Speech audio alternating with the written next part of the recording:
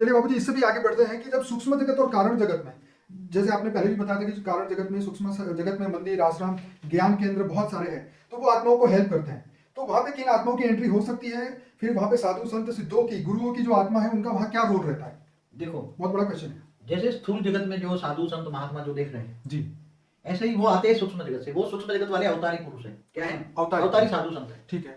वो भी सूक्ष्म जगत में भी अच्छा काम करना चाहते हैं। हम्म। जैसे वो 100-200 करोड़ किलोमीटर भी हो सकते हैं, राइट। कई करोड़ किलोमीटर भी ऊपर है, कई 2 करोड़ किलोमीटर भी है, कोई 50 करोड़, कोई 100 करोड़ किलोमीटर भी है, कई 1 लाख करोड़ करोड़ किलोमीटर भी है।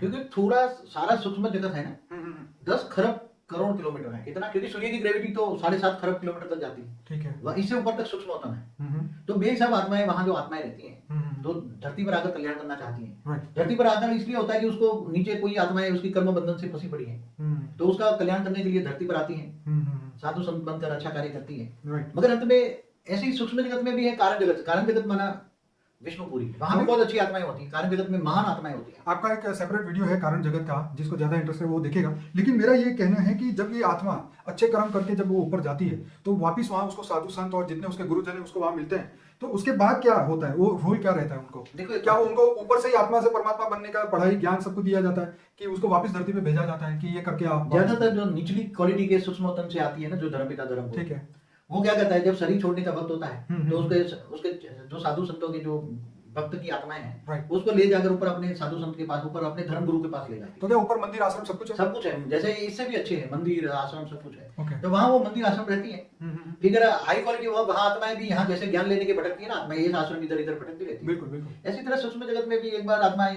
भटकती रहती है। हाँ। मगर पता लगता है कि भाई उससे भी ऊपर वाला, ऊपर में सूक्ष्म ऊपर में जाऊं मैं, हाँ। समझो 1 लाख करोड़ किलोमीटर ऊपर में जाऊं, हाँ। तो वहां अच्छे साधु संत बैठे हैं, ओके। जो मुझे अच्छा ज्ञान है। जैसे ऋषि, महर्षि, ब्रह्म ऋषि। हाँ, तो अलग अलग लेयर्स बताए ना। हाँ। जैसे Mahalok, Janlok, Taplok. Right right right. तो जैसे कोई महालोक में पहुंचा तो उससे ऊपर आगे 5वें लोक में, जनलोक में जाने की कोशिश करेगा, Right. तो वहां पे ऋषि मुनि उसको ज्ञान देके तुझे ऊपर कहाँ जाना है, कैसे जाना है, उसकी आत्मा की विधि बताते हैं। फिर वो आत्मा तपस्या करती है। तो आत्मा को बोला था तुम्हें ऊपर जाना है, तो पावर किसके, आत्मा किससे पावर लेगी? आत्मा में जब पावर आएगा, तो उसका सूक्ष्म शरीर में पावर आएगा। राइट सूक्ष्म शरीर में पावर आएगा तब ऊपर जा पाएगी ना। Right right. आत्मा में पावर आएगा तो ही ऊपर जा पाएगी। हाँ। इसलिए वहां त्याग तपस्या करती है। राइट आत्मा जब तपस्या करती है, आत्म स्वरूप में स्थित होकर तपस्या करती है, तो आत्मा निसंकल्प बनती है। Right. तो उसका आकाश तत्व में पावर ज्यादा आता है। राइट और जब आकाश तत्व में पावर ज्यादा आता है, हाँ। तब ऊपर जाने की शक्ति ज्यादा आती है। राइट राइट क्योंकि आकाश तत्व जितना पावरफुल होता है, राइट। इतना ही 2 तत्व कम होते, भारीपन कम होता है। इसलिए निसंकल्प होकर अपने इष्ट देव की आराधना करती है आत्मा, तो जितना भी निसंकल्प होती है। तो बाबू जी, आपकी बात सुन के तो मुझे आपकी एक बात और याद आ गई कि जो काम ऊपर जाके करना है उस काम को अभी से, आज से, अभी से क्यों ना करें? क्यों करें? डायरेक्ट आप शिवपुरी जा सकते हो। हाँ। डायरेक्ट कर सकते हो। एक भी विक्रम न रहे, हाँ। आपका कोई भी पाप न रहे, हाँ। तो कोई भी आत्मा यहाँ से सीधे विष्णुपुरी वैकुंठ जा सकती है। तो मतलब जो ऊपर का काम जो करना है वो नीचे ही करके जाओ, घर से होमवर्क करके जाओ, कर्मयोगी जीवन बिताओ, अधिक का ज्ञान पढ़ो, ऑलमाइटी को जानो। राइट।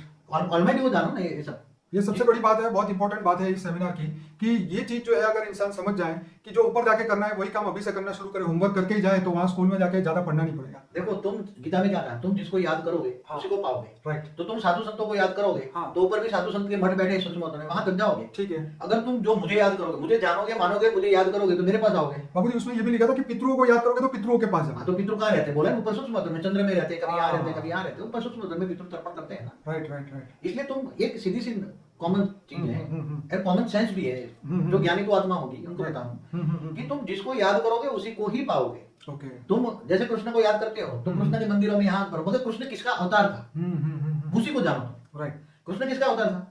कृष्ण ऑलमाइटी ऑथोरिटी का अवतार था। तो तुम ऑलमाइटी ऑथोरिटी को जानोगे, राइट। परम पुरुष को जानोगे।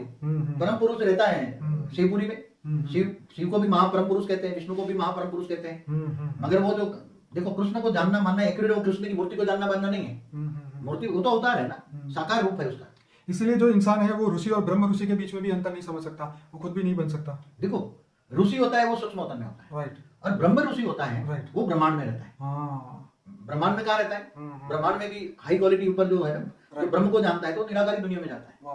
वहां तक जाने की ब्रह्मर्षियों के पास शक्ति होती थी। Right. इसलिए सभी को ब्रह्मर्षि नहीं कहते थे, हाँ, सबको नहीं कहते थे ब्रह्म। उसकी एक डिग्निटी होती थी। हाँ हाँ हाँ। इसकी एक डिग्री होती थी। Right right. जैसे एक ऋषि था क्षत्रिय, क्या नाम, विश्वामित्र को ब्रह्मर्षि पद नहीं दिया, कई जन्मों तक नहीं दिया, वाह। कई जन्मों तक उसको नहीं दिया, कई तक तपस्या की तो भी नहीं मिला ब्रह्मर्षि। ओके। क्योंकि उसके अंदर अहंकार था, वो त्रिशंकु जैसी हालत कर देता था। राइट। राजा को बोले तुम्हें मैं सदैव में स्वर्ग में भेजूंगा, जो नेचुरल लॉ नहीं है। हाँ हाँ हाँ जो यूनिवर्सल लॉ जो होता है, नेचुरल लॉ होता है, हाँ हाँ हाँ जो नेचुरल लॉ के खिलाफ जो कार्य करेगा तो उसको ब्रह्मर्षि का पद नहीं पाता। जो ब्रह्म को जानता है राइट वो ब्राह्मण है। क्या ब्रह्म ब्रह्म माना अविनाशी ब्रह्म को जानता है, निराकारी ब्रह्म को जानता है, मतलब ज्योतिर्लिंग को जानता है, वो ज्योतिर्लिंग की पूजा करता है, अविनाशी ब्रह्म की उपासना करता है, निराकार की उपासना करता है, जो परमधाम में रहता है। तो परमधाम में सीधा चला जाता है, उसको कोई रोक नहीं सकता, सीधा निराकारी। क्यों नहीं? उसको जाने की स्पीड क्या है? हाँ कहता है देखो वो आत्मा को जाने की स्पीड क्या है। राइट जो ब्रह्मर्षि होता है ऋषि, जैसे उसने ब्रह्म को जान लिया, उसको पता है ब्रह्म परमधाम में रहता है, निराकार है, Right. तो डायरेक्ट परमधाम में निराकार ज्योतिर्लिंग बनाकर, ज्योतिर्लिंग शिवलिंग नहीं, बराबर। ज्योतिर्लिंग और शिवलिंग में बहुत अंतर है।